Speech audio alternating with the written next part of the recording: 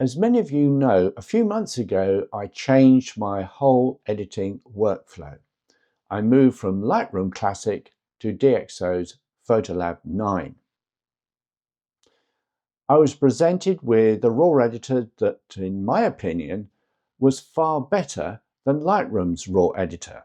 Sure, there are lots of peripheral things that Lightroom can do, not least of which the catalogue, and I was really worried about losing the catalogue when I moved to PhotoLab 9.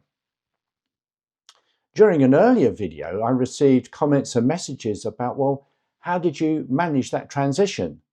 And that's exactly what this video is all about today. Well, moving from one editing software to another is no minor decision, is it really? It's quite a major decision. You may have been using the tool for years and got very used to it, and it had the functionality that you wanted. But sometimes you're presented with an option that actually gives you more functionality than you thought was possible. And that is probably what happened to me. When you start Lightroom Classic without a subscription, the first thing that you'll see is a splash screen asking you to subscribe.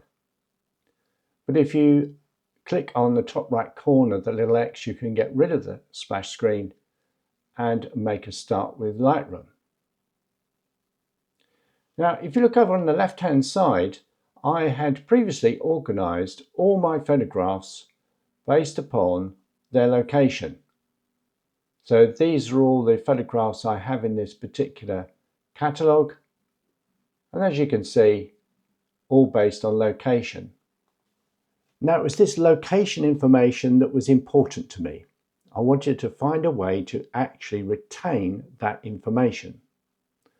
And then I discovered IPTC metadata. What a brilliant idea.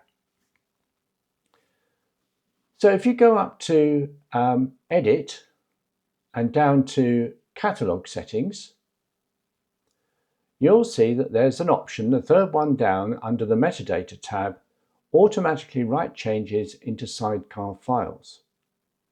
All you have to do is make sure that that is selected and click OK. With that selected, and with the metadata IPTC selected, you can now add additional data that will be written to that sidecar file. So in this case, I've got 7 photographs from Ypres in Belgium. All I need to do is select them all, go over to the IPTC data section, type in the city, press tab, type in the country, press tab, and that information, it's all written to that sidecar file. Nothing could be simpler. Now, the reason why I'm doing this is because that PhotoLab 9 can read those sidecar files and display that data. So if that data is actually in the IPTC metadata, that means I can search it as well when I'm in PhotoLab 9. So here we are now in PhotoLab 9, and all I have to do is to, on the Photo Library tab, that is search for Ypres. And here are the 7 images that were in my Ypres collection in Lightroom Classic. And you can also see on the right hand side, it's pulled all that IPTC metadata in, showing me the city as Ypres and the country Belgium. Now, I have found that a really simple way of continuing the same organization as I had in Lightroom Classic in PhotoLab 9. So if you're like me and you've used Lightroom Classic for years, it's really quite difficult thinking about giving up that catalogue. After all, you've invested a lot of time and effort in organizing your catalogue, haven't you? But there is a way of actually still using that Lightroom catalogue when your subscription has expired. There's still lots of things that you can do with Lightroom. that might help you in your transition from Lightroom Classic to PhotoLab 9. So first of all, let's have a look and see what you can and can't do in Lightroom Classic without a subscription. You can, of course, still use your collections, and you can still create collections and collection sets, and you can rename them and delete them.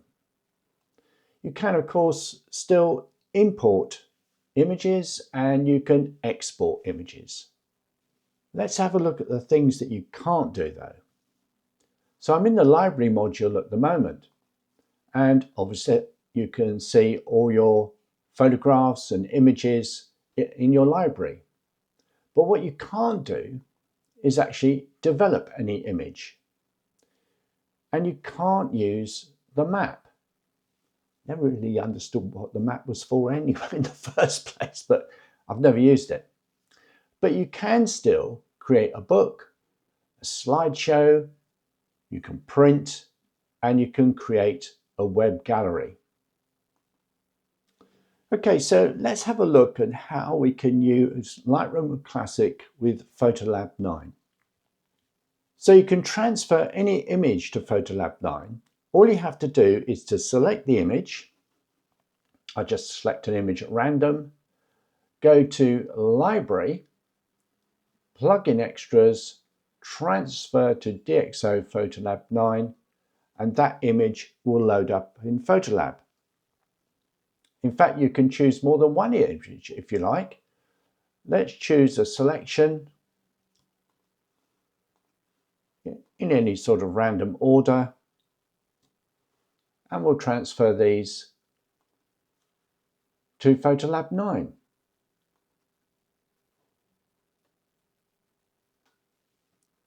So here we are in PhotoLab 9, and you can see the images that I selected have been pulled through.